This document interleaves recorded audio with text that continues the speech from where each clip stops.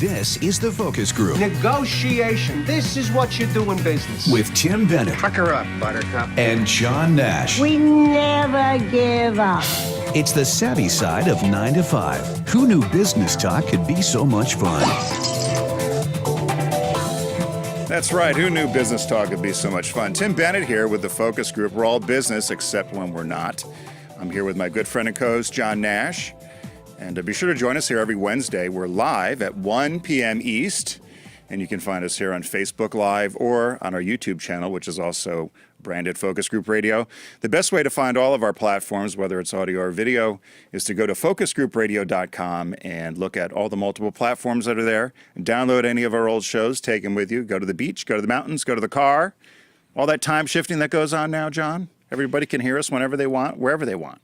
Or it's like deep discount. Or one of our studio partners here was just informing us of what we're missing out on in Vegas. In Vegas, fabulous. I did not Las know Vegas. Keno was like this thing. Like I now want to get on a plane and go out. It's like when you Vegas and test discovered this out. Coldplay. So Remember that day? yeah, I remember that day. So joining us, of course, always are our producers in the booth, Garrett and John. You want to say hello? And Allie, there's Allie back there. And there's Allie. Okay, so everybody had Vegas different expert. July 4ths. Allie was in Vegas. John went to Europe for the first time. Amsterdam. Right. And Where else were you? Amsterdam and Oh, London as well. London, London. England. Yeah. And Garrett was in Maine. Maine. And I was in Rehoboth Beach, And Delaware. I was nowhere. No. You were up in Ghent. I was upstate, and we had perfect weather. We had great weather up there. I was in Rehoboth Beach. It was good weather. Rehoboth is a very popular summer destination. It was crowded. We saw the fireworks, and I've been spending more time down there. I'm trying to get used to the whole Rehoboth shtick, not having done it before. I've actually been in P-Town more than I would say Rehoboth, but I'm getting having ready to fun. come down and visit, It's going to be fun. and I we're going hope. to go to the arcade. We're going to go to the arcade and do skee ball, see how I lose. Richard still beats me in all these things, which I'm not happy I know about. you guys are competitive. Hey, one thing that we did, or I did, I might be the only person in America who did this, by the way. The Tour de France kicked off July 1st in Luxembourg, actually. Luxembourg. Well, they always start. They started in that a London country? once. No, they were. No, was it? It might not have been Luxembourg. I'm sorry, they were in Germany. That's another one of those. I looked them up one time to see if they had a military. Why did you do that? Because I'm fascinated by these welfare states of Europe. You know, you rely on, it's like Switzerland. They rely on France and England and Germany and Spain. It's like what you said that caught my eye 2 weeks ago was the cafe in Switzerland. They wanted to do coffee shops that offered lattes and blowjobs. right. And you're like, what else do they have What to else do you do? except sell watches Right. and chocolate? Watches, chocolates, and Such launder money It's for the such Russians. an ugly American perception of a country. Watches and That's like the chocolate. time somebody from Swiss Air wanted to do something in the show, and they were talking about travel, and they said, we fly a 747. I said, it just goes back and forth to New York. Where else you going? Yeah, where else you going? 747 out of Switzerland. Hey, so about the Tour de France, I came across a quick article that I wanted to share. A typical cyclist in the Tour de France burns 6,000 calories a day. And What do they eat? the race is 2,100 miles long. It's about 100 miles a day. And so someone came up with a graphic of what you'd be eating in you had to eat equivalent. 60 So 6,000 calories a day, right? So that's 3.6 Chipotle Canitas burritos. Stop with your Spanish. You can't do it. I know it sounds terrible. My French is even Your French is not much better. Yeah. 6.9 Cinnabon rolls. I say yes to the Cinnabon rolls. Get sick after one or two. 9.3 burgers, Burger King Whoppers. 20 slices of Domino's pizza. Ugh. Right? 24 Snickers bars, or my favorite was the 32 jelly donuts. I would definitely get sick if I did. They don't eat this, obviously, but this is the calorie equivalent. 57.8 bananas. And here, all the food that's good for you. Would you imagine eating 121 heads of broccoli or 242 carrots to make up the 6,000 calories a day? So, it's funny when you show that. I went to college. Did you ever watch the show How It's Made? Yeah, I like that show. So the voiceover, I went to college with him. Brooks Moore is really? the guy's name. Yeah. So he and I went to college together, and he looked like the guy at the time. He'd probably hate me if he's watching, but like Flounder from Animal House. Ah, sure. And McDonald's would have us in town at Marietta. They would have this deal where it was 25-cent hamburgers, and he would go, but the limit was 25, and he would go buy 25 of them, big sack of them, and we'd sit there on a Sunday and 25 cent? 25-cent hamburgers, and you could only buy 25. So he'd go buy 25, and then he'd eat them, and you could never get anything from you. But I used to laugh about it, and he wouldn't give one up. He'd sell you one for $1, but yeah, the 25-cent hamburgers. So that reminded me of that graphic, how he would graze on those all day. And now he talks about here's how the pencil machine extrudes the lead. My mother loved Brooks. He was a character. Really? He was from Baltimore, Maryland, or still is from Baltimore, Maryland, and quite a character. Before we get too far down the rabbit hole, though, on our show today we've got Emmy award-winning TV producer Terence Noonan will be joining us in the later part of the show. We're going to talk to him a little bit about the changing landscape in media and what it takes now to get on air. He's obviously had a number of successes with working with Rosie O'Donnell and Ellen DeGeneres, Anderson Cooper, Bethany Frankel, those sort of shows, and Dr. Oz. Dr. Oz. I wonder if he's going to sell our show. We're going to try. We're a tough sell. We're trying hard. We're going to be trying like you can't believe. I think we're a tough sell. And then what's our shop talk going to be about, John? You found a great shop talk, and we were actually talking about it at lunch. It's the number one interview mistake that many job candidates make. We'll leave it at that. There are a lot of articles like, here's the big mistake. This one could be the number one now that I think about it, and now that when you sent the piece over, because it makes sense. So that's going to be at the end of the show. We'll get to shop talk. Have you ever heard of this company called Mark and Graham? Mark and Graham. Is it clothing or is it food? It's like men's accessories and clothing, and I've never heard of them before, but I made the mistake of signing up for a Williams-Sonoma Pottery Barn list, and I guess they're all affiliated. Probably 10 times a day I get email, right? So I stopped. Yeah. So I hit unsubscribe. I get more. That's so now not I good. start marking it spam. And I go and I check my spam folder today. I had 8 messages that are in there from them. And I keep hitting unsubscribe. Of course, you can't talk to anybody anymore. I'm tempted to call up an 800 number, but God forbid if you found somebody. But I keep going to the unsubscribe with my email, and it, for whatever reason, the agency or whatever is not monitoring it. But it's made me so aggravated that I don't even want to. I wouldn't even consider anything on there now. Yeah.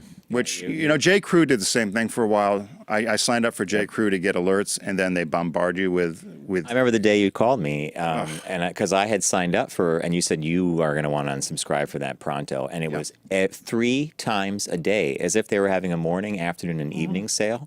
Like today's Monday, and it's the lunchtime sale, and you're like. The other one that's getting a little bit on my nerves since Steve has left, Steve Fuller, is L.L. Bean. They're getting a little too heavy on the emails, too. You can always tell how the economy is based upon how many of these, how desperate people are. But I think they were also trying to combat the Amazon Prime Day. I guess they said they made more yesterday than they did at Black Friday. Yep, Did you buy anything? I went to I'm a Prime. Are you a Prime member? Yeah. Yeah, I went to the Prime. I went to Amazon, went to the Prime site. I began clicking around, and then I just stopped and I closed the web browser because it's one of those psychology things of, do I need the item or is the item on sale and I think I want it? And you got a kind bar, a jock strap, an ink refill. And a cable for your TV. So I like actually, that's not a bad pairing. Kind bar, jock strap. Cable for the TV, some ink refill, Turkish pistachios. Yeah, an ink refill and a portable hard drive. Oh, I had a great day at Amazon Prime. So I did B. I said, I'm not doing this. And I clicked off and I resumed my normal life. Oh. Well, what caught your eye this week? What caught your eye? Here's what Tim and John found. Okay, first one's a quick one, but I do suggest you add this to your podcast listening list or your list of stuff. So we have been me and Tim for years have had great luck with everybody who helps us put the show together. We have John and Garrett and Allie here, and in the past we've had some really great producers when we were over on Sirius XM. All went to shows that collapsed, by the way. But not our show. All went to shows that collapsed. We lost one to Martha Stewart. Her channel went away. Yeah. We sent someone to Oprah. Rosie. Channel away. Rosie. Channel went away. The other one, the black conservative guy. Oh, Webb. Yeah. Did his go away? Well, no, but or he's now on the big around, TV. But he sent her down to the White House. All right. So anyway, it's a kiss of death, guys. If you get a promotion, in the booth, be careful. Yeah. So. Our third producer, because it would be James, Katie, and then we had Matt. Matt Bogart is doing a podcast called Marathon Man.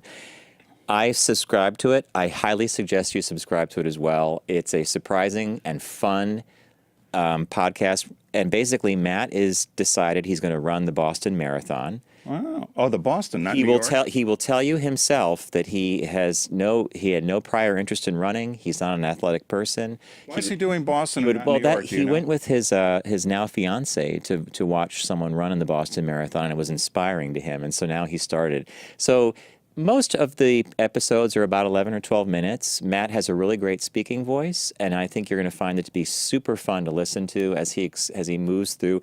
One of the favorite episodes was when when he was asking his family the following question: "Do you think I could do the marathon?" The answers came from "Yeah, do it" to very vague. I would never tell you not to do it. Go ahead and do it. It's like a 24-hour dance marathon. Great idea at the time. Right? Then you do it once. You're like, I've done it. So by all means, check out Marathon Man. I think you'll get a kick out of How it. does he record it? Do you know? Matt says he sits with a recording, like a microphone in his device, and he puts a blanket over his head to keep sound out. You got the guy, Garrett, smiling because he knows what I'm talking about. He doesn't do it in a studio, or he does it at home? Does it at home, puts it together. He interviews a lot of people. His fiancee, Jenna, is a voice that appears frequently on the podcast, and she's a lot of fun to listen to. And he's very honest about what's, Can you find it on the iTunes? It's iTunes, SoundCloud, the whole bit, so it's called Marathon Man. And the other thing is a quick one that Matt actually put in my direction, because Matt knows how much I love Lego. So Lego has always had really great advertising, and Lego's agency in Bangkok, Ogilvy Bangkok, designed a series of print ads that won a couple of awards at the Cannes advertising, the Cannes Lion. I never paid too much attention to that, but these deserve to win it. And the tagline for these ads is called "Build the Future." And I took one look at the one he sent me, the first one on the left. It's a little girl inside an astronaut suit. And the idea behind, and I love. Is the suit made out of Legos?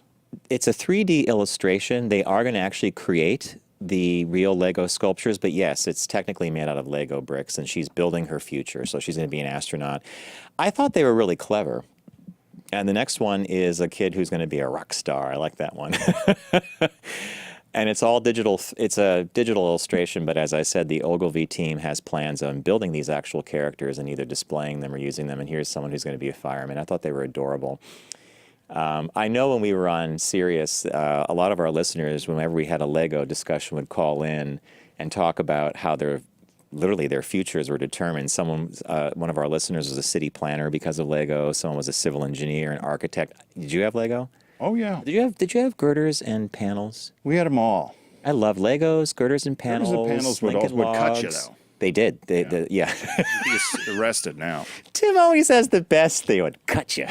There was a Lego caught my eye that I didn't bring for a caught my eye, but I should have. But did you see it? It's a guy that got onto eBay and bid on some Lego pieces. Did you hear about the story? I thought of you immediately, and it was probably too complicated, so I'll give a very unabridged version or a abridged version. But the guy went on and he was like, "Oh, Legos, that's a pretty good price," and he bids on it. And I think he was in England, and he ends up getting them, and it was 2 tons of Legos. Yeah, Garrett found it. Garrett and John found it. Yeah, there it is. He got 2 tons of Legos. Wait, 2 metric tons. Right, and he woke up, it's like, oh my gosh, it's thousands and thousands. So think of 2 tons of Legos. So he didn't know what to do. It was all random pieces. So he ended up creating this machine on how to sort them, and they showed pictures of the machine he did.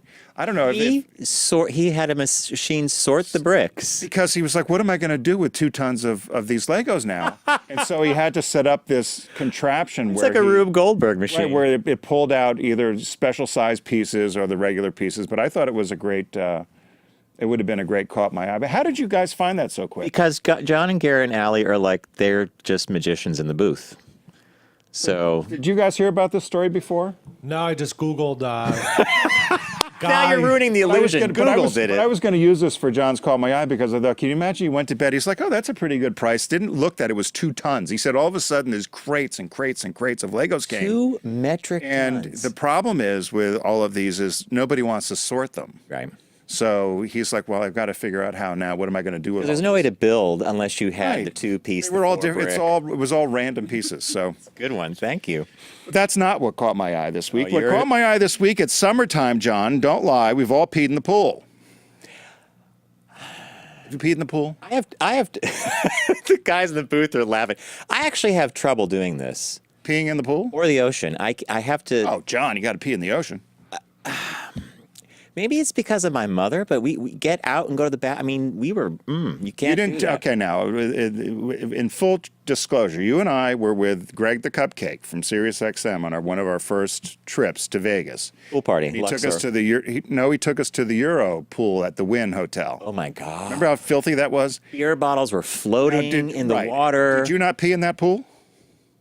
I did. I didn't get out. I drank beer and peed all afternoon. Anyway, so there's this. My God. Okay. There's a fallacy about the fact that if you pee in the water and the pool is going to go turn blue, There's a dye, whatever. That doesn't really happen. Although they do say that peeing in the pool is gross and it's also potentially harmful to other swimmers. Yeah, I buy that.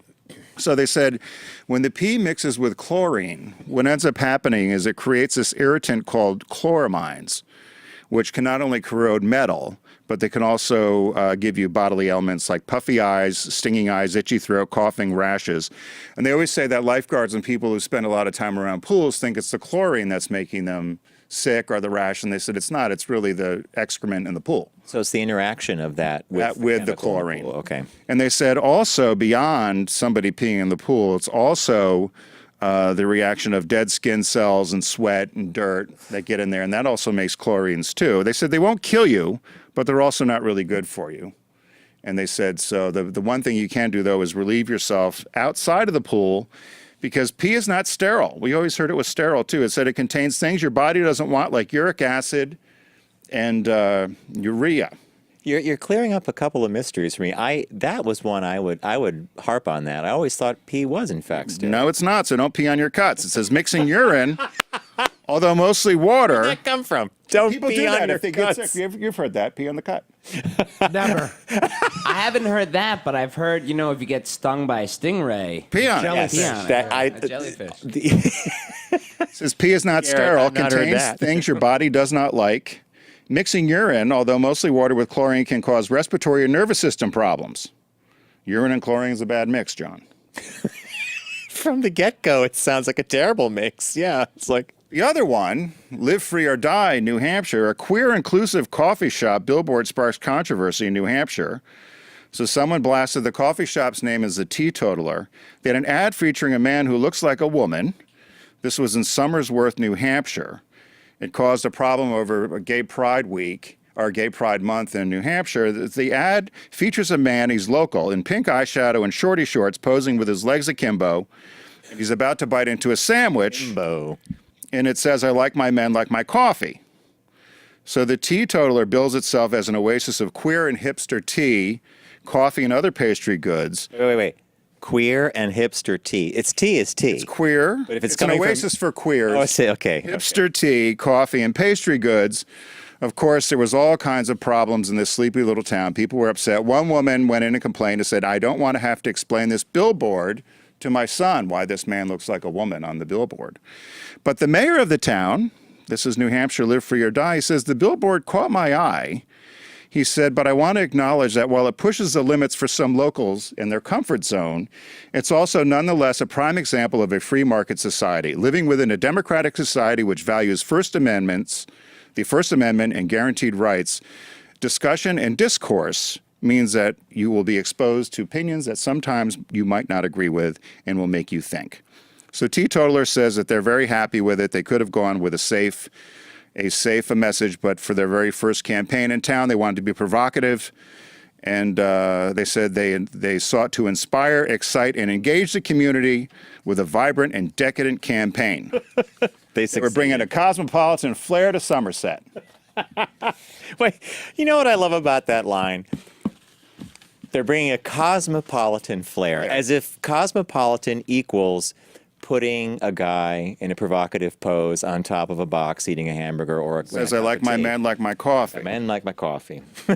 Okay. Our business birthday today. Everyone does celebrity birthday greetings, but the Focus Group is the only show in the universe that celebrates business birthdays.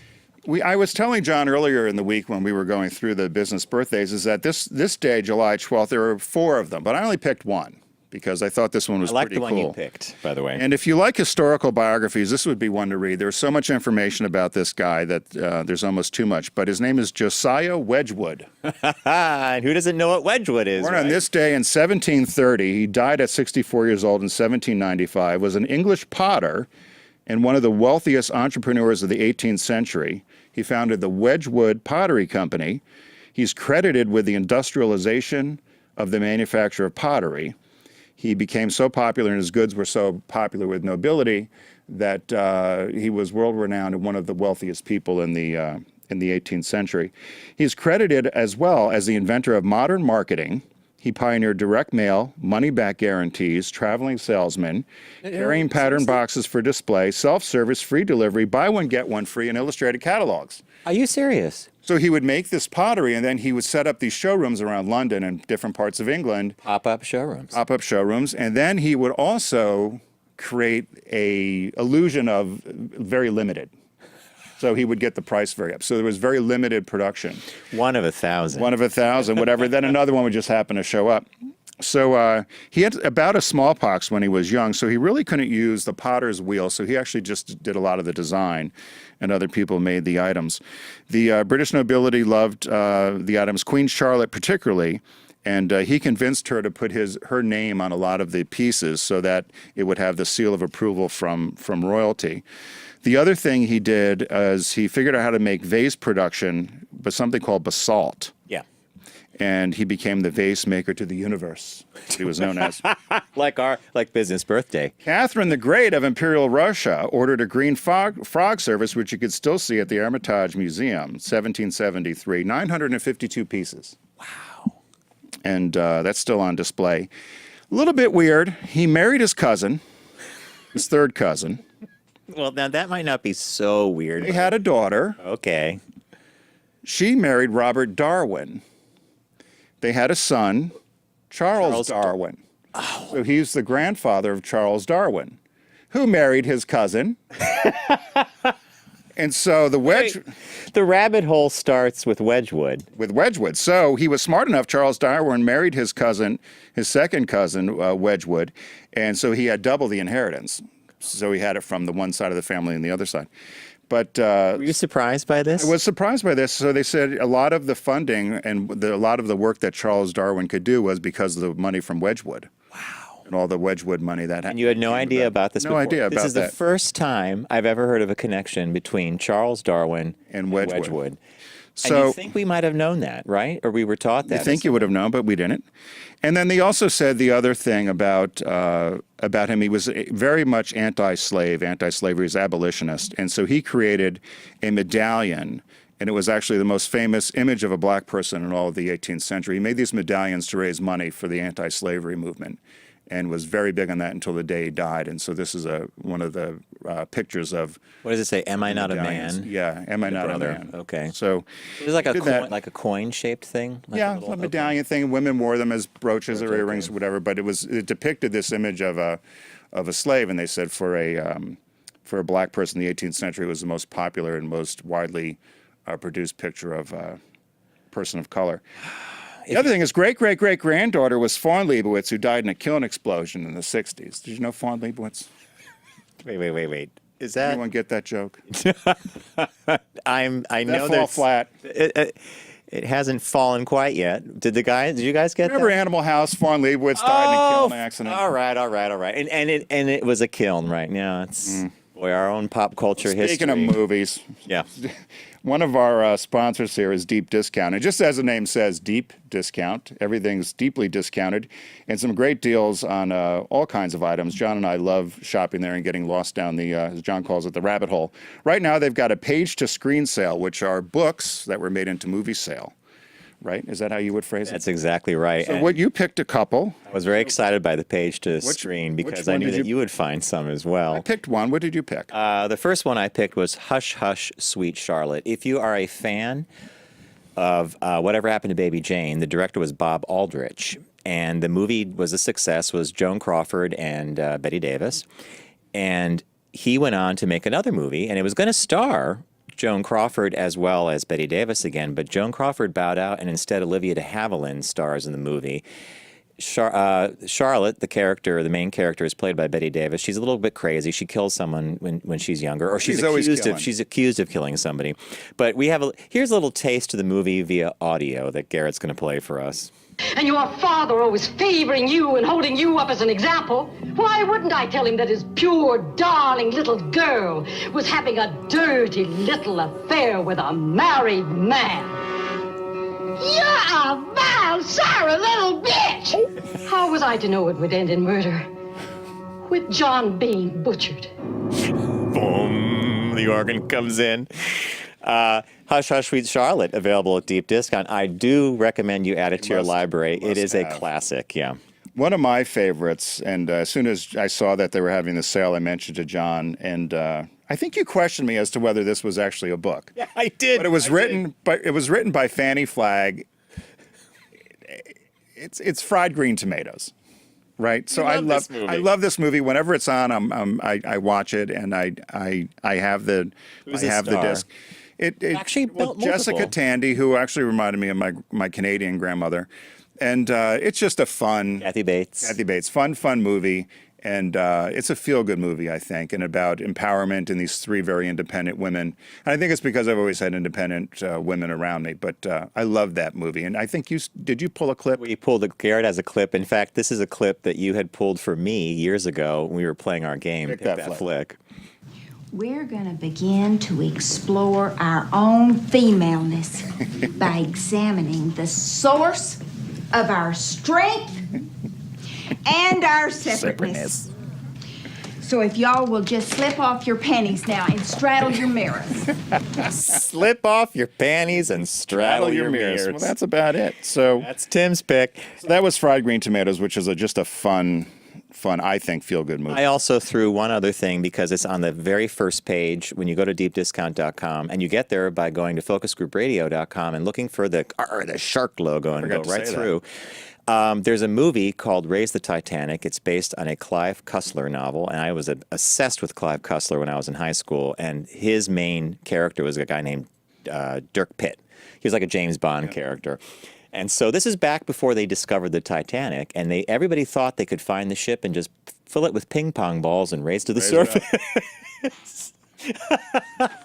And in fact, in the movie, they raised the ship, and it completes its maiden voyage into New York Harbor. It brought a tear to my eye. Yes. Of course, we now know it never would have come up. It broke in half, blah, blah, blah. Yeah. So there you go. That's another. I would recommend it, though. Jason Robards, great cast, fun movie, Raise the Titanic. The other thing, while you're at deep discount, there's also other coupons you could find on the site as you're clicking around and find some additional savings as well. They also have lots of new releases each week. This week, it's The Fate of the Furious, which is the latest franchise with Vin Diesel and The Rock. I've never really seen The Fast and the Furious and all those kind of boy racer movies, but I believe this one is this the 8th in the series? Right, it's the 8th installment of the action film series. And so if you're into those sort of movies, I think these are the sort of things you put on a Saturday if people are over and you just kind of let it run. And it's if you had a lot of boys over. Highly well-produced, great action sequences, great cast. And I literally heard on the news this morning that the song, the theme song from The Fast and the Furious, the one that came out right after that actor passed away in that tragic car crash, was now the most watched YouTube video. Oh, really? It surpassed Gangnam Style or Gangnam Style, whatever that thing is. That thing. So, so deepdiscount.com, get there by going to focusgroupradio.com, click through, discover and create your own rabbit hole. Maybe that's a new one, because once I get on that site, I could spend... Watch what you want to watch, when you want to watch it. There you go. I'll spend more time at Deep Discount than I ever would spend at Amazon Prime Sale Day. Thanks, Deep Discount. Thank you, Garrett. All right, we're going to take a quick break. We're going to set up the studio here for our guest. It's Terrence Noonan. He's a award-winning TV producer. I think it's going to be a really great conversation. You're going to know a lot of the shows that he's produced and created. So stay with us for a few minutes while we set up, and we'll be right back.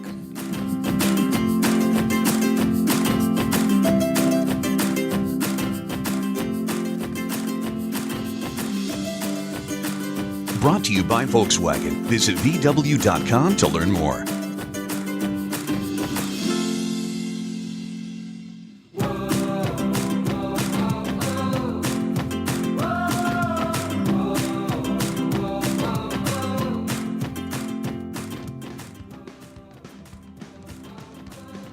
cycling is such a team sport in that there's team tactics and it takes a team to win a race. The dynamic during a road race in a big peloton of riders really changes a lot from moment to moment. In order to set the leader up so that they can rest, we're trying to force other teams to chase. The sport of cycling is a team sport, and so there's a lot of tactics that are involved. They pace you back up, they pace you off the front of the peloton, they protect you from the wind, and they also give you a lot of moral support and team camaraderie.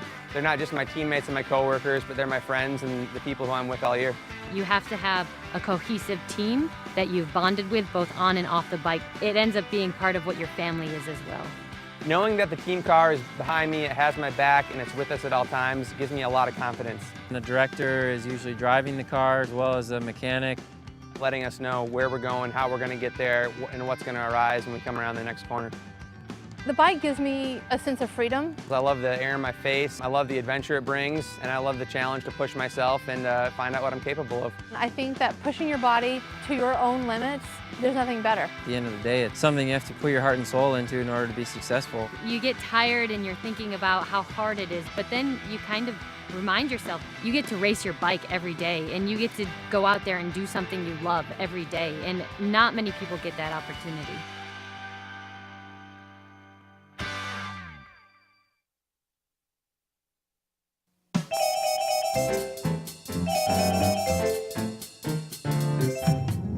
You can't make this stuff up.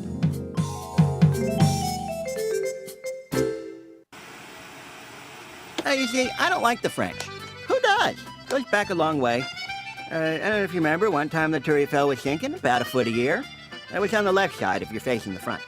They didn't know what to do, so they called Uncle Sam.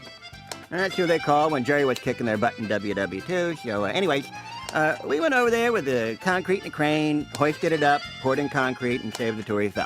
You know what we got for that? An ugly green hag in the harbor. Thanks, France.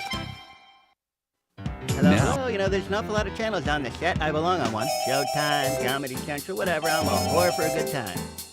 So anyways, I'm looking for an agent, somebody to come put me on the big set. If you've noticed myself, I got a Reno pillow. I don't have a problem throwing the dice, seeing what lady luck brings me.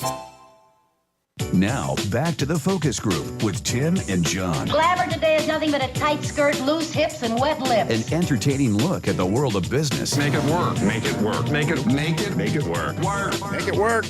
Okay. By the way, everyone's 6. Hey. Oh, really? We're getting corrected already. We haven't even started. Hey, welcome back to the focus group. It's Tim Bennett here, as always, with my good friend and co-host, John Nash. We're all business except when we're not. Be sure to go to focusgroupradio.com and find out all the different platforms we're available through audio or video. Pretty much anywhere that you can get something for free, you'll find us. You make us sound like cheap people. But Right. that's okay. So we have joining us, we have Emmy Award winning, and I said 5 times, but I was just corrected. It's 6. 6 times. I don't know what the 6th one was. 6. What's the last one you won?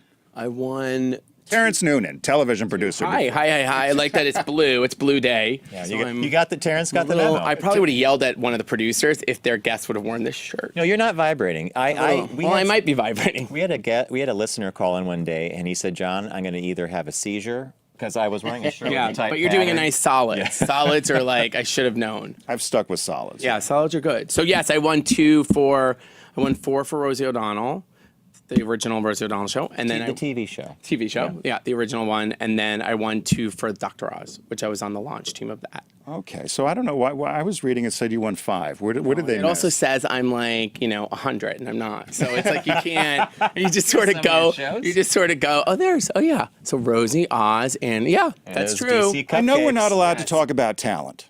Yeah. But I do want to ask a question You can ask because general question. Well, here's what I think. You know, was the Rosie show before its time? That's a good question. The Rosie show. It was a great show. The Rosie show was at a time when there probably, I think, were 18 talk shows on the air. Right. We're just talking about this. Tempest, Montel, Carney Wilson, Rolanda, Iyanla. They all did these, Gabrielle Carteris. I mean, from 90210, who didn't love her, right? The poor girl from the wrong side of the tracks. By the way, lived in like $1 million apartment, but it was like in Beverly Hills. That's how you got to do Yeah. it. So I think it was actually the right time in a place that people wanted something else. They wanted sort of that nice. They wanted her, and she's so smart. Well, that's why I was wondering, could it be replicated now? In other words, it's because I often wondered. I think Ellen has done a great job And a lot of people say it's, kind of filled in, but you really don't fill in for another person. But I wondered whether Rosie was not necessarily open about who she was, and at that time it wasn't necessarily vogue anyway, for lack of a better word. But I was just wondering whether it's something she could do again and replicate it, or you don't get magic in the... I think it's hard to go back. I think a lot of people have. Tyra tried. She came back and did the Fab Life. She tried to replicate what was happening. Ricky Lake came back. I think what happens is the people change. Ricky Lake, when she did the show, it was Go Ricky. By the time the talk show came back, she was a midwife. She'd written a book. She was a mother. Your perspective changes. And the people that knew her were older now, too. Yeah, so your audience is not, the Go Ricky audience is now just trying to, put groceries in the house. So I think also Rosie is a super smart person who cares about the world. So I think it's hard to go on the air right now and not talk about that stuff because people really want point of view also. Right. You guys know, you gotta have, you can't just be gray. What's done well is... Well, no, you're right. And on Rosie's case, if she decided to be more point of view, more political, it almost runs afoul of her earlier brand. Because she was about entertainment. Yeah, lovable, likable, Midwest. I mean, it's comics are comics. Comics have, I'm not even meaning Rosie just specifically, but when you're a comic, you have an act, right? You go on stage and you have jokes or you tell stories. And so the Ellens and the Rosies and those people, you're producing basically their comedy act or part of it. When you have a Dr. Oz, he's, a surgeon who's giving out medical advice. Talk show people are talk show people. And I think also the Real Housewives and reality shows have made people like that panel. Right. Now, we want to ask you a couple questions. I'm going to assume that you grew up on the same TV diet that we did. So if I said to you, name 3 shows that when you were growing up that they were just some of your favorite shows. Okay, well, this is such an easy one because I could talk about this for hours and hours. Number 1, Brady Bunch, all-time favorite show. Yeah. I just wanted Carol to be my mother.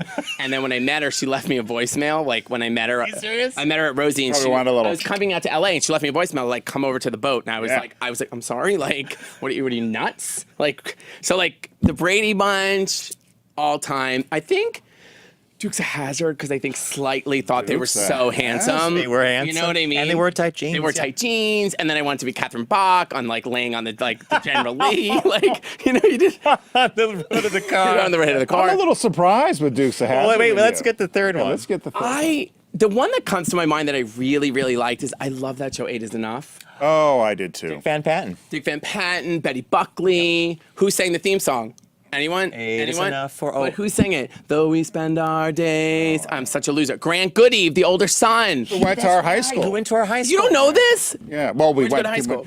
We Pop were Rock Regional High. Pop Rock in Southbury, Middlebury. I'm in the Creative Hall of Fame in my high school, which I think just equals the gay. We're not. But they started... It's I don't think they had a choice, because when my brother was in the Sports Hall of Fame, of course, and then when I won 6... when you start winning Emmys, they're like, well, I don't want to curse, but what do you do with this person? So suddenly there was a Creative Hall of Fame. Let's rewind a little bit then, because so you grew up where? I grew up on Long Island. And how did you Single mother. Oh, wow, okay. Yeah, 4 kids. My dad was a cop. No connection to Hollywood at all. So how did you get into, because you have what may appear to some people to be a dream job. Yeah, right? not appears to be. Yeah. It is. So how did you go from, did you go to school around here? I grew up on Long Island out in a town called Kings Park. Okay. And then my mom was a single mom secretary, kept our house, 4 kids. My sister went to Barnard, brother went to Georgetown, All-American lacrosse player. I was in the closet, went to University of Maryland, sort of didn't have any idea. And oddly enough, my sister, it sounds like a very boring story, but went to a party and was seated next to Nora Ephron and met Nora. And Nora was sort of taken by her and this young spunky. And that's how we got to know her. And she was very sort of generous and open to our family, and not generous in money, generous in just time. Everyone said that about her. Yeah, but amazing. She was just a wonderful unbelievable, person. Yeah. Unbelievable. In fact, my sister has a tiny cameo in Sleepless in Seattle, tiny.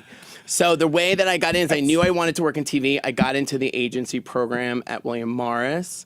but I didn't. I just somehow knew I was. But you don't just get into the agency program. Nor I have to say I got some help. So did you? I did get some help with that, but you also have to perform when you're there. I mean, you have to. A door opening is a door opening. Yeah, but so once the you're there- door I got open was for 6 months. Every Friday, I write about this in my book. Every Friday, I would go to West 57th Street to the CBS Broadcast Center because I wanted to be a page. Exactly what you're talking And about. I would drop my resume off, which I don't even know what was on that resume because I had absolutely zero experience. Like, what was on there? Like, I worked in an ice cream shop, the Creamery on Long Island. Think about our early resumes, right? Yeah, they were great. Like, I worked in the ice cream shop, and so I did that for 6 months, and then I finally Every Friday you drop. Every Friday, So you're persistent. Every Friday, and to Nikki, I remember it was Nikki, and then I finally got a call that said there's no job, but there's a fill-in because no one wants to do the overnight shift because a lot of the kids that were pages came from a little bit more.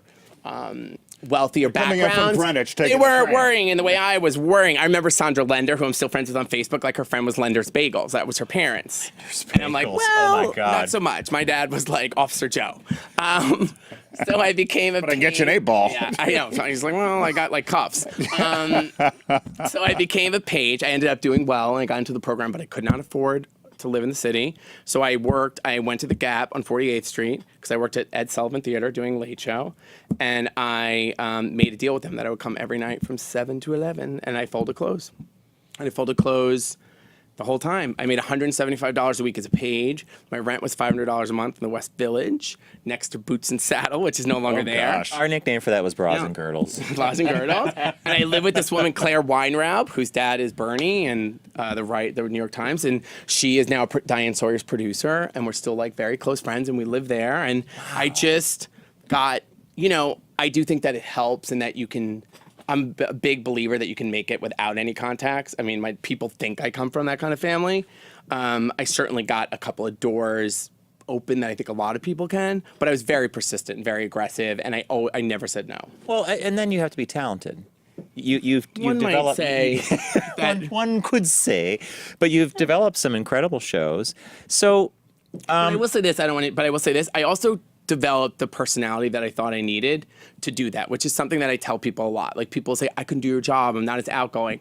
If you ask my husband, Matthew, he would say I'm not that outgoing. Like I know how to be outgoing here, Right. but when I'm not here, like we don't go to parties, we're not at events, we don't do anything. Sound like John. that is not uncommon. Like it's a shtick. I almost figured out a little bit.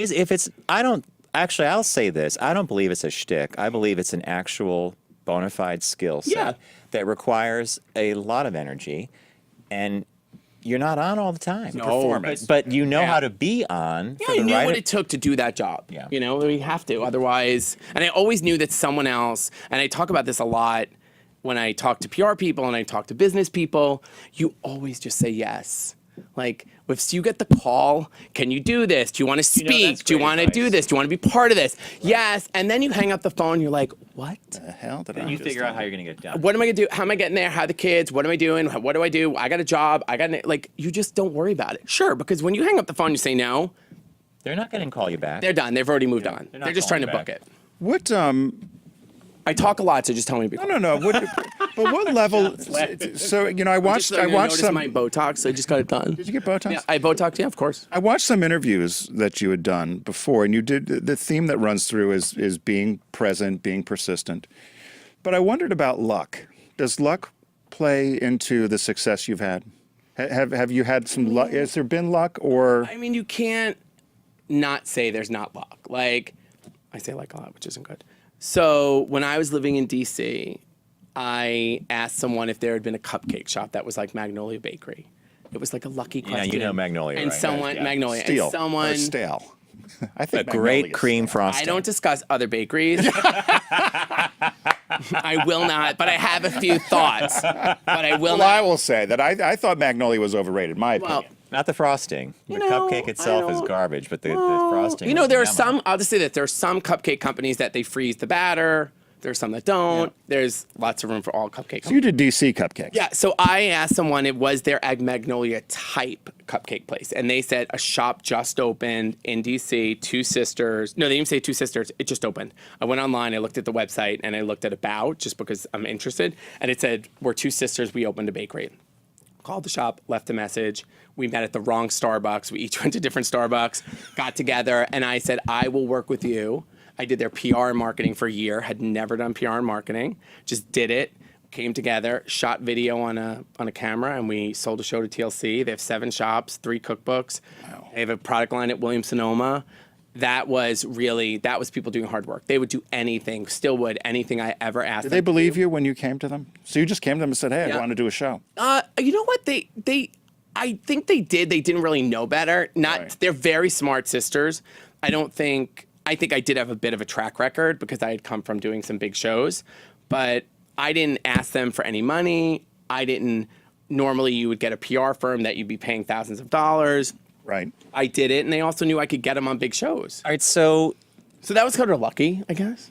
If you grew up on episodic TV, and we all grew up on this, were like Rockford Files, Quincy, like these are hour-long shows. They weren't plotting, but they didn't move as fast as they do today with the multiple storylines.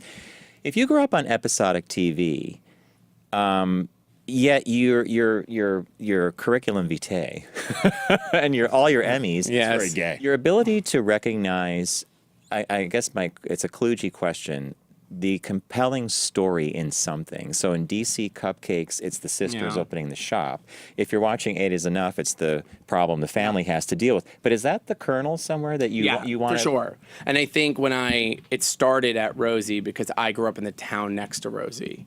And so while everybody was interested in producing all the celebrities, I actually probably at the time was I didn't have enough self-esteem as like a gay person who just came out to think like I could be around these people and I like sort of deserved a seat at the table. So I did better with her high school prom date, her teacher, the Baskin Robbins that she worked at. Right. So it wasn't just that. I also knew that. I knew which one. I knew the ice rink, the Superior ice rink on Indian Head Road that she got in fights at. Like I knew that. I'd been there. I'd gone there on Friday nights. She got in fights. You know what I mean? Like I would go to that one. I knew the Baskin Robbins she worked at across from the bar. I worked at Baskin Robbins. I worked at the factory. I made the ice cream that she was scooping. Oh, yeah, she was. That's a whole different story. She was God knows what went on there. We used to steal ice cream out of the back of the ice cream shop I worked at and put it in the back of our cars. So, anyway, I think I'm much more fascinated by real people than I am celebrities. And part of that is I came from like a family of a single mother. Like there was stuff, there were issues. I had 52, I still do. I have 52 first cousins. Like, oh my goodness. Crap, you know that's what I mean? Of first cousins. I just love, like if I go to a party, I'll talk to the waiter. I love, my husband literally wants to kill me. He's like, just don't speak to anyone. This is you're just describing my other half. Yeah. Bob is like, for us to leave someplace. Well, John doesn't know how to say goodbye. Bob sets a time 30 minutes ahead of the departure. You're not Irish, right? I'm part Irish. Well, because Irish people just leave. Like that's what we do. The Irish goodbye is you're just like either it's a lot or it's a disappearing act because you're like when you're wasted, which I don't drink, but people that do, you just goodbye. Like you're like, what happened? No, I like actually long goodbyes. So authenticity would be the theme then, right? Huge. So what happens to individuals or shows that launch as authentic and you love their stories and they're on the air for a while and they're no longer that initial thing? They're now aware of themselves. Or reality show. Right. They're now aware of who they are. They have cookbooks. They're known. Does that subtly shift the show? It's just a curiosity. Yeah, no. I've always said, for at least stuff that I'm interested in and shows that people ask me about, is that you have to stick to the thing that got you there in the first place. The one who brought you the dance. Don't forget the girl I've that always brought you said to to the dance. Cupcake Girls, are you in the shop making cupcakes all these years later? Are you showing up? When I ask them to do things, I'll suggest them for things, or people ask me whether it's the smallest thing to the biggest thing, they just do it. They know that they have to continue to do. I've watched when shows started getting big, like cable started taking off with the makeovers and the home improvement, and all of a sudden it went from they needed 1,000 experts and everybody was an expert. Like everybody should have a show. That I watched people that I knew and were very close to leave the business that had done well for them and only want to be on a TV show or a booking. And then if I pay for a haircut and the haircut's $300, I might let you not be there once, maybe twice if I love you. Third time, I've moved on. Right. So, it's just the nature of where do you want to be? And I think what I always say, I'm working with someone right now where it's just because you're good at this doesn't mean you're good at this. We're speaking with Terence Noonan, who's six-time Emmy award-winning television producer from many shows that you would know, DC Cupcakes, Dr. Oz, Rosie. You worked with Anderson Cooper and Bethany Frankel. What are you working on now? So right now I have a show on the air on TLC called The Seven Little Johnstons. I know that show. Which is about a little family that the parents are great. They don't believe in making their house. They don't say they don't believe in making their house. They understand the real world does not necessarily support a world of like that everything is accessible to little people. So they take that in mind in the way that their house is set up, which not everybody agrees with. Because some people, in that world think that they should be, they should make their, life should be accessible. The parents just don't think that. They're great. We're in season 3. We just shot season 4. I'm doing consulting over at ABC on some stuff.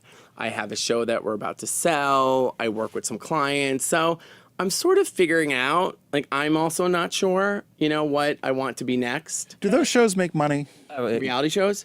Yeah, in other words, if you were, and it doesn't have to be the Johnsons, but a reality show where you're looking in on a slice of life people, are they getting paid, or is it just simply they're getting exposure on TV? Or are they actually getting paid, or they get a cut of what you sell? There are people getting paid. I mean, I think Bethany is an amazing example of someone who did it right. I mean, she started a business through Real Housewives. I mean, she didn't start a business through it, but she discovered this idea. She made it happen and became a multi-millionaire. I think lots of people do get paid on the shows that work. I think if you asked Sophie and Catherine from DC Cupcakes, they would be less focused on the pay and more focused on the exposure. There's still a 2-hour line at the bakery all these years later. Because the shop is their primary. The shop is their primary, but also the exposure leads to, it's not to say they wouldn't have 3 cookbooks, jewelry, they now have their mix at Williams-Sonoma, where you can buy so that comes from people wanting to be associated with buzz, and buzz comes from that. So for them, I don't think they got rich off the show, but they got rich off the show. Right. Now, it's the Seven Little Johnsons, right? Are there topics or authentic stories that you steer clear of? And I say this because I saw a promo, and it might have been TLC for a show that was brand new, and it seemed to feature individuals who are high on the scale of Down syndrome. Mm-hmm. And I forget the name of the show now, but they showed these 3 girls chatting, and it was delightful and cute. But I thought, now we're going into every aspect.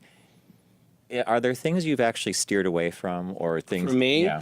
So I did in the beginning of my career work on what would be traditional talk show, like a traditional sort of, I don't know what like Douglas. No, more like traditional sort of low-end talk show, one might say.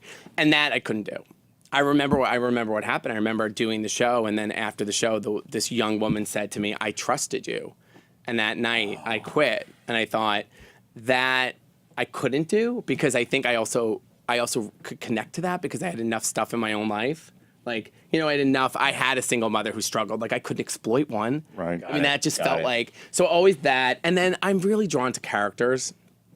Honestly, I love people who are a little bit outside the norm, who have something interesting. I love business. I love that these 2 sisters couldn't get a bank loan. I did a show about this guy who gives pizza tours in Brooklyn, Tony, who just started this thing, and we did a show called The Slice of Brooklyn. I'm always looking for a good piece of pizza. You should go on it. It's so good. I'm always telling you. Get on in Brooklyn. You should do the show live from there. You get on I'm in Philly, and I'm always looking for... my number 1 city. Oh, really? Number 1 city. So I used to live right down off of South Street in Queen Village, and I moved out to the suburbs now. Well, no, before that you were on Chestnut Street was Queens Village? I was in Queen Village most of the time, and 9th and Pine. My sister lives on 24th and Pine. She's up around Fiddler Square. She lives right off the square. Right. And then my nieces went to Philadelphia school. Oh, great! It's a beautiful city. It's my number 1 city. I love Philly, and then we were talking about Rehoboth Beach earlier because I was down there. I'm dying for Rehoboth. I would live in Philly. Except what would I do for a job? Well, there's all those production. Hire me. I will move. I want to live.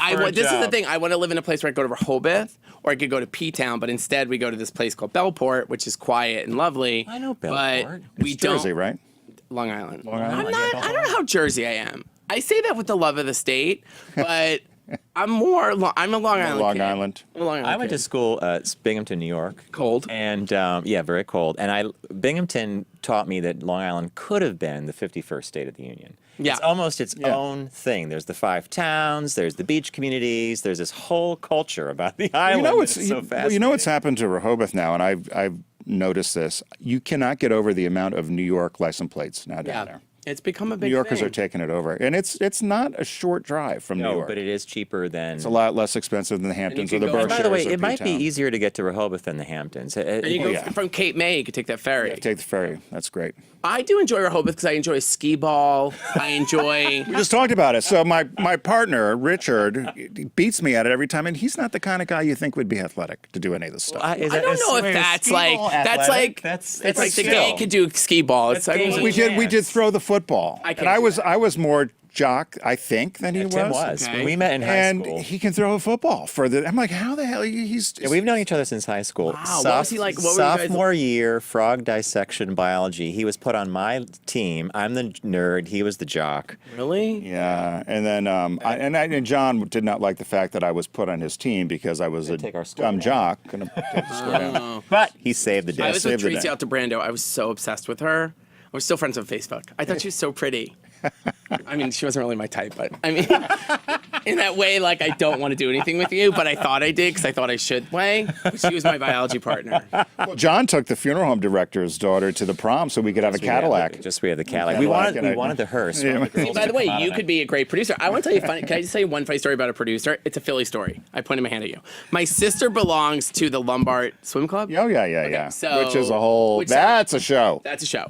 The drink you can only drink upstairs, and it's a whole thing. So I was there one day, and I was in the pool with my nieces, and I see that this lifeguard is like not yelling, I shouldn't say that, was being so owning the pool and the kids, and like had everybody in control. So I go, what do you do?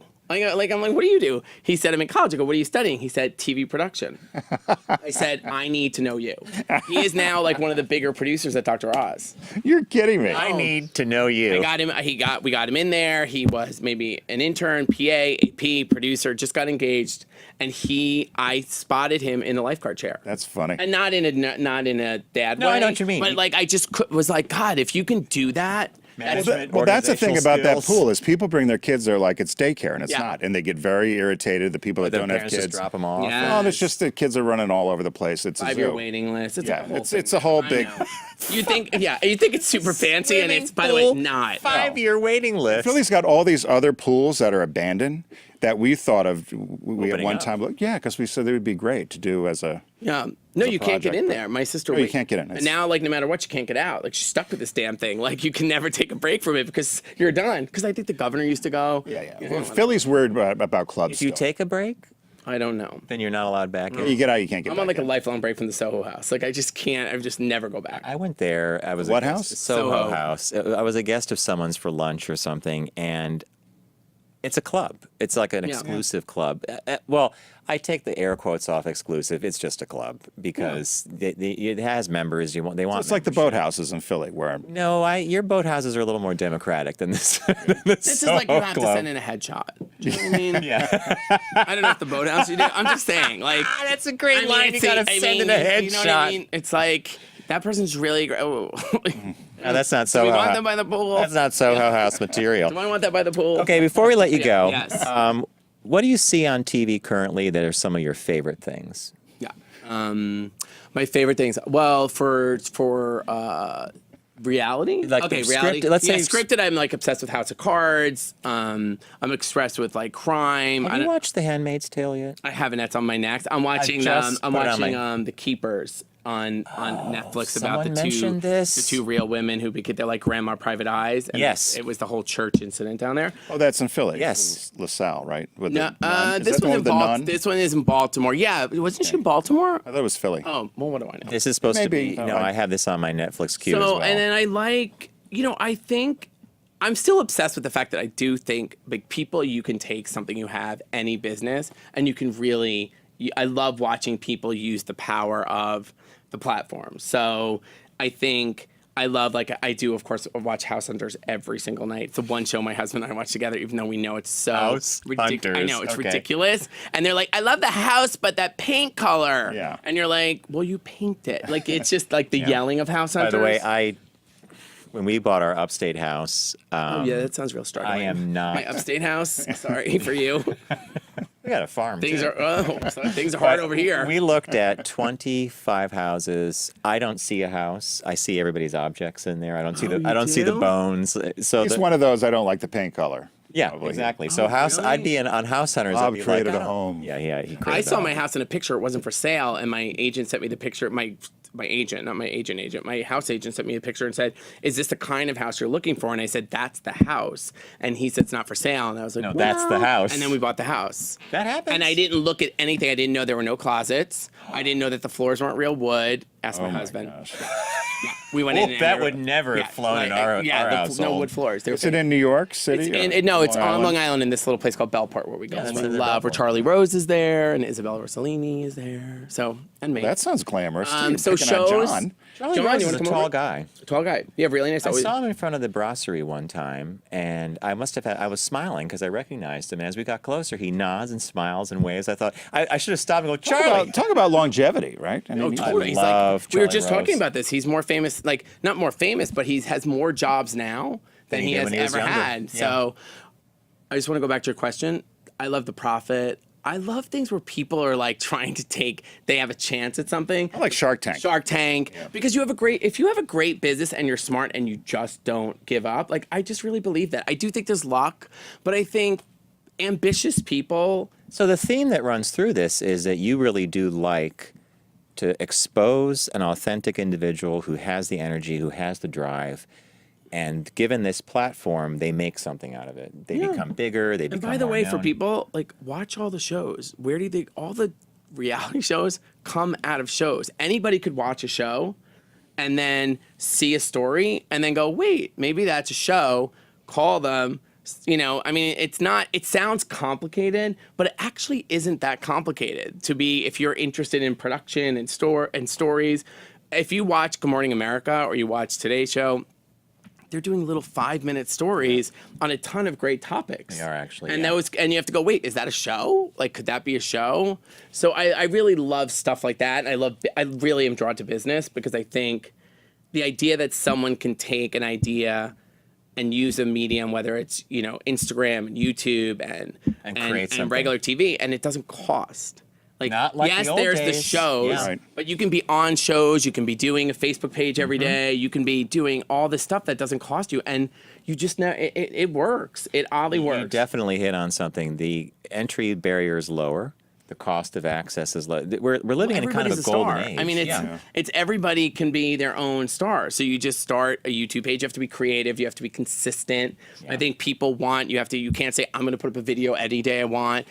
You got every day at 1:00. Here we are. You have to train. It's a different training because sort of to your point about TV, when I would watch TV and even when I go home, I turn on CNN or I turn on Bravo and it's just in the background. Yes. You don't turn on your laptop like that. Right. So you don't. That's an engagement. You don't that's turn different. on. You need to be trained to go to Netflix. You've been trained now that there's something interesting on Netflix or Hulu that you go to. Someone so rang the you have bell. to I train got the people about cheese. that. Yeah. One final. Is there something you thought you could sell or you wanted to sell and you just couldn't sell it? And you just... I mean, really, like 100 things. Right, but is there one? And so, do you think What was the most eventually? surprising, maybe? Well, or something. I had that something you thought, just like I had a great idea. I can't believe. I did have a great. I have a great.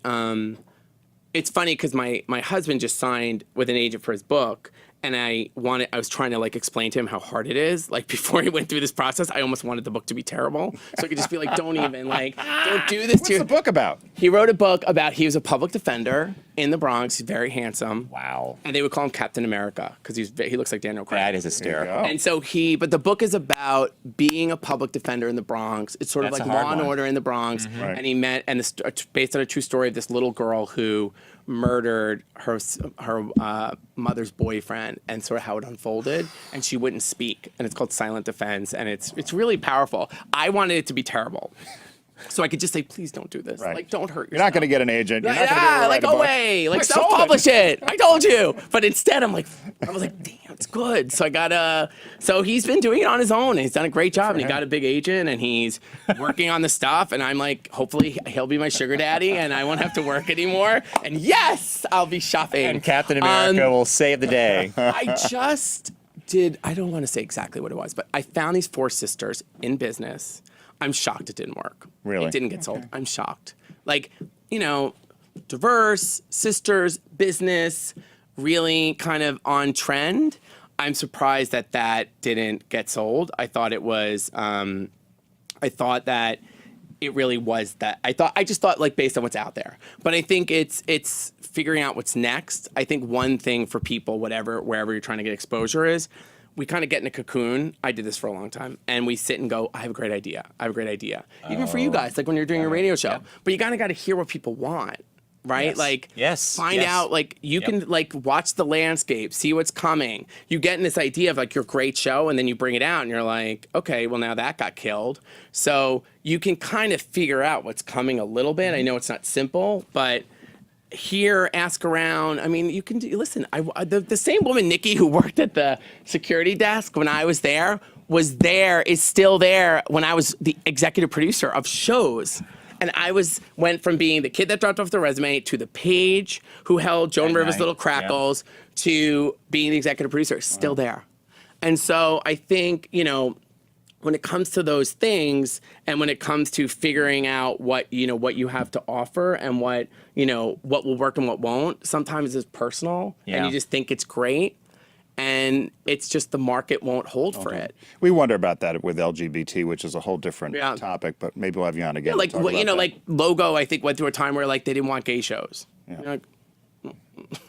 And actually, did I miss like no? That's perfect because did I miss something? It's so flummoxing that you're like, how can that be? Anyway, Terrence, I want to thank you for stopping by today. Terrence Noonan has been our guest. He's an award-winning TV producer. 6 times. 6 times. 6, maybe 7 by the time I leave here. Those Emmys are like big. We don't. They're all in storage. And we have one at our house that people think is a fake award because we don't tell anybody. So they go, "Why do you have a fake award?" No, it's next to the cookbook, so it keeps the cookbooks out. See what I like? It's awards are that people go, "Why do you have a fake trophy?" And we're like, it's that thing holding up the. It holds up our Betty Crocker book. It's our socks. Oh, oh my God! There's presents. Yeah, well, that's our thing. We've given over 15,000 pairs of socks away. So there's a pair for you and a pair for your husband. There you go. Focus Group Radio socks. We'll wear these and have fun. Hey, Terrence Noonan has been our guest. We want to thank him and thank you for joining us. We're going to take a really quick break. When we come back, we have a quick shop talk on the biggest mistake most people make in interviewing. So stay with us.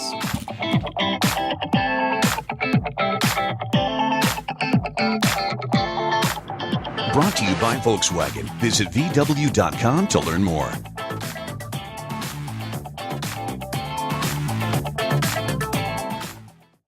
Focus on the savvy side of 9 to 5 with the Focus Group. Been in business a week. I got more money and I know what to do with. Listen, laugh, and learn with Tim and John. Herrera Rocher. He is doing well. Is it not? Oh, welcome back to the Focus Group.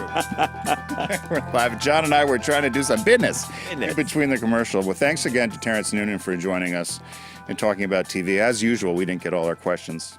We had a whole bunch of questions, but you get through what you do. He's a talker. Oh, fantastic talker. And I think that's, and I just love the theme of authenticity, of liking the discovery process of people and products and the business angle and elevating it. So this, we have a shop talk. It's a quick one. It's a simple one. And this came from CNBC. And it said, the title was the #1 interview mistake job candidates make. And they said it's surprisingly simple to fix. So what was the #1 thing that can ruin your job interview, John? Displaying low energy. Like Bush. Low energy was Bush. Complaining about Bush. He had low energy.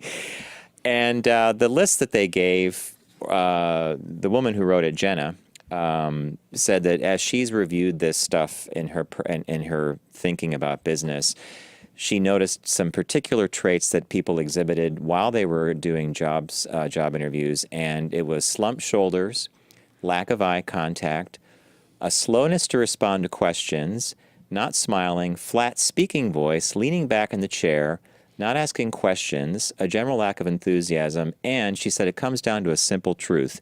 If you don't clearly want the job, it's near impossible to persuade someone to give it to you.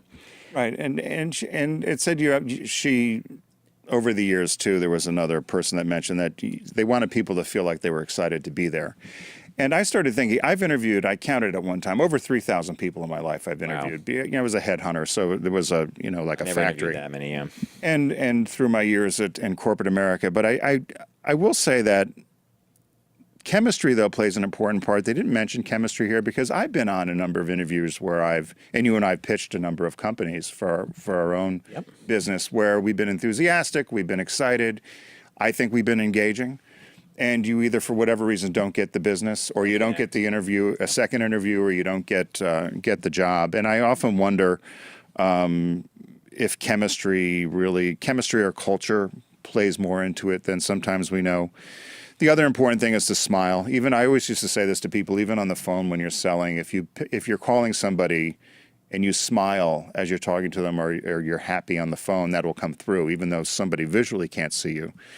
That smiling is important. But I wondered about chemistry, and because you can have all the energy in the world, but if for whatever reason you just don't. I mean, there's people you probably interviewed that maybe you liked, and for whatever reason. I think your chemistry thing to me is interwoven into that list that I read. So I think you can suss out somebody pretty quickly, although I'm saying that as someone who maybe has the ability to do that. Maybe some people don't have the ability to do that. And it's not it's not a plus or a minus. It's just the way you're wired. I think one of the things on here that surprised me was the two things: slowness to responding to a question and not asking questions, those two things. And she says in the article that she chalks that off to people thinking they're acting more professional. Like, I'm going to think about stoic, I'm going to be thinking about your question that you just asked me. And it's fascinating that for you and me, I jump into a time gap. Like, if there's a gap, I'm you don't like silence. To my detriment, probably. But I think that other point about asking questions, you and I often say there's no such thing as a bad question. There's bad answers, but be interesting. Now, on that same article that Tim found, Susie Welch, Jack Welch's former GE chairman, right? Right. There's a quick little video that she has on her that they embedded about a candidate that she interviewed and what the candidate did and didn't do and who she eventually hired for that. And it tells me a lot as well, because that goes to the heart of this idea of doing your research. You have to know who you're meeting with and what you're doing. So it's all a very fascinating thing. But here's the thing I said to Tim on the phone the other day. If you've been interviewing, you've been out of work or you're transitioning, you've been out for like 2, 3, 4 months, how much enthusiasm are you going to have for the 10th, the 11th, the 12th, the 13th interview? So how do you square that up? Well, you have to be honest. Similar to what we talked about earlier with Terence Noonan about the performance aspect, right? You're going in to get a job, and you've got to be excited and engaged and happy to be there. I think you just said the key, and referencing Terence is perfect for that because it's performance. Yeah. And whether that performance is small in scale to impress one person or to say to them, I'm engaged, I like what you're doing, I want to be a part of this organization, or it's you and I have presented to rooms of like 10, 15, 20 people. At the end of the day, that's how you connect. So I never like the stupid question answer at the end. Do you have any questions? I think if you have a good interview, the questions are answered throughout the interview. And I would always say at the end of an interview with somebody, was there anything else we wanted to talk about or you wanted to talk about? And if they said no, I didn't ding them. But I know a lot of people are like, oh, they didn't have 4 or 5 questions available. That's a good piece of advice. But I think if you ask questions throughout the interview, you don't need to have a bunch of questions at the end that you should have already answered during the discussion. I think an interview is a two-way street.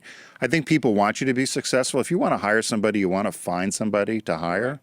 But I think too much of it is a game sometimes, and maybe we're just tired of the BS. All righty. Are we good? You pulled some cord out right at the end. I don't know. No, I didn't. There we go. Okay. Oh, you weren't on? Just that last sentence also. Okay. Yeah. No worries. Thank you. This is the beauty of live, right?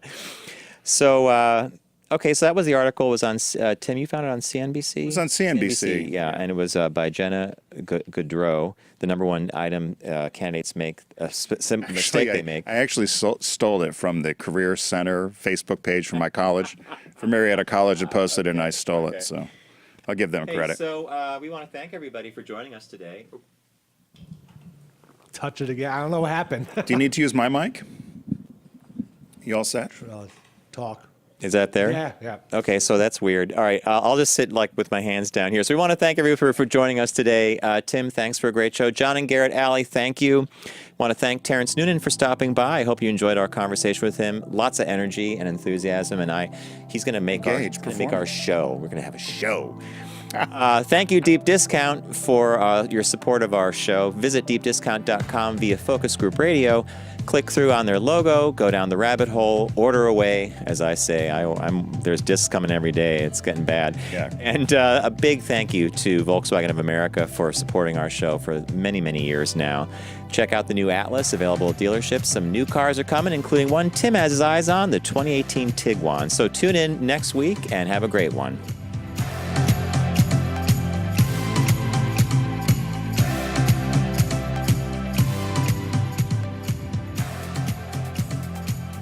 It's the Focus Group with Tim Bennett and John Nash. Formerly on Sirius XM Satellite Radio and now accessible on all platforms.